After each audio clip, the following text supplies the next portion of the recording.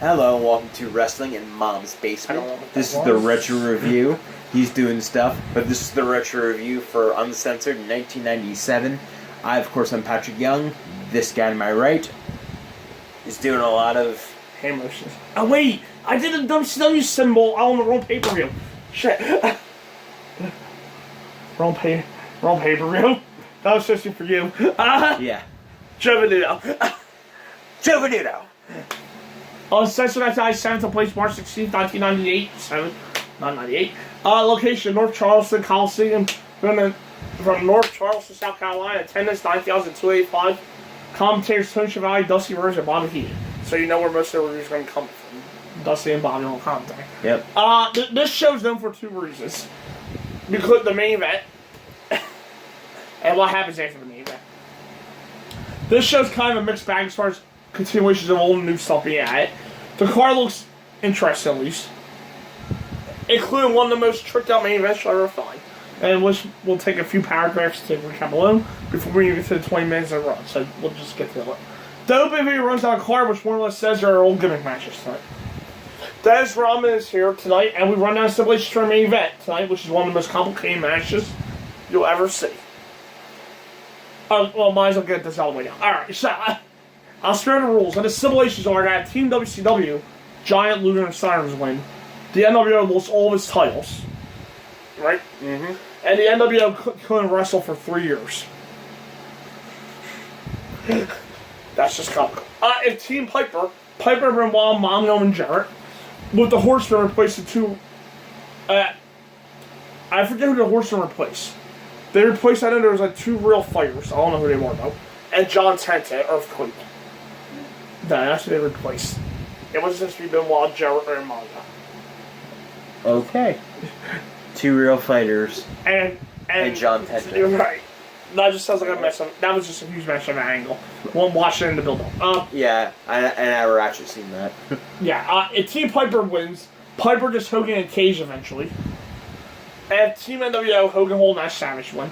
They get a title shot, they get to pick whenever they say so. Now we get to the show. U.S. title, Dean Malenko versus Eddie Guerrero. This is due to Eddie cost Dean the Cruiserweight title last month. Think this one will be awesome. Fast pace off the stars. Dean hits his shoulder slammed before.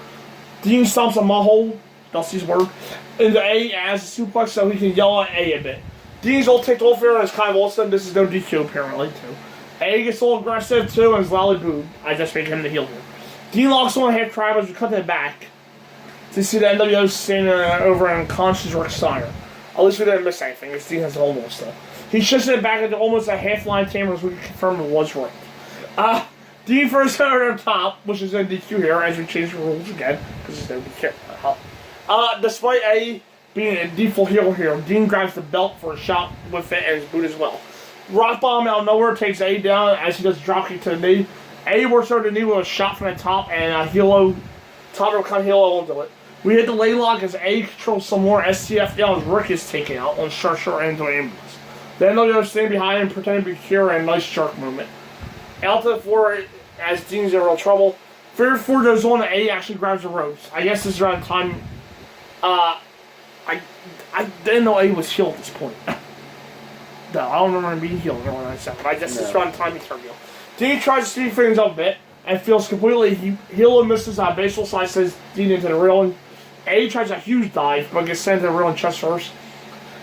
They chop it out and A gets a backbreaker and powerbomb for 2 each. They speed up and do some technical stuff as Dean kicks him low for 2. Nice guy, that Dean. A power slam by Dean for 2. And he hits A with a frog splash and pulls A up in a rare super move. More technical and speed stuff results in German to A for 2. 280 puts A down as his right back puts Dean down as his right back for a match. A tries to pay Dean back with a Texas clothesleeve, and there it is. Here comes 6 with the camera. Because one NWO insists during the match wasn't enough, I guess. He tries to steal the belt, so A goes in there and Dean gets the camera. The camera goes upside A's head, and Dean is U.S. champion. For me, I thought this match was going incredibly strongly at the beginning and the middle. But to me, I think like the last 5 minutes or so, it kind of stalled out, and then 6 came out to me. So I thought you could have had a really, really strong match between Eddie and Dean. I'm just letting them go finish the match. But WCW had to do WCW things and shoehorn NWO into something that they didn't necessarily need to be in. It was a great match until the ending, which makes the whole thing about 6 instead of a great match, which is another example of what was wrong with WCW.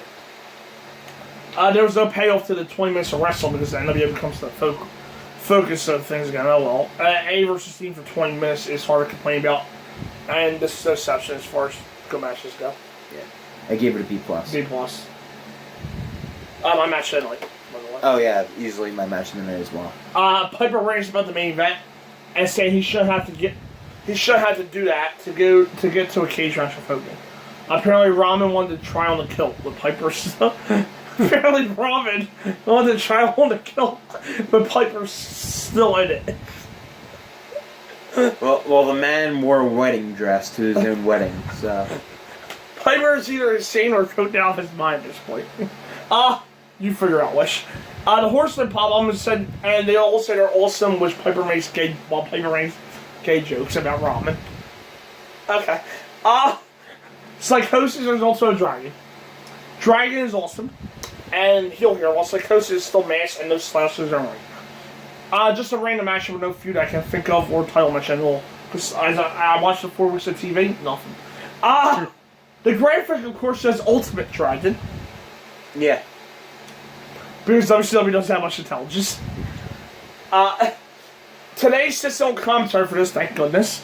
Yeah. STF by Dragon doesn't last long, as this is all technical stuff, of course. Ton of technical stuff, sandwich originally.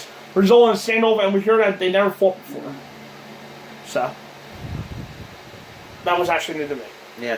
Today's so much better as an expert. It's unreal. Dragon, compared to the rest of the commentary team, Dragon fires off his kicks and results in a leg lock out in a few seconds. And Psychosis gets dropkick for 2. There's Dragon's headstand and corner, which is always cool to see. Ishigori sets up camel clutch by Dragon and slow things down a bit. That gets reversed into one by the Psycho dude. Guillotine leg drop mostly hits, but I guess that wasn't his finisher yet. I guess the Dragon, because that Dragon kicks out too. We get some weird references to Dusty training in Mexico.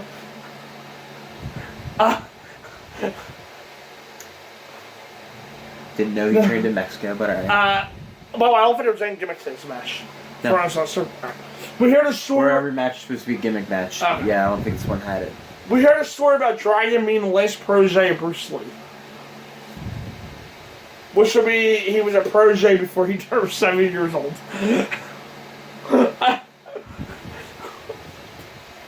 I know he's good, but that's a strategy for WCW.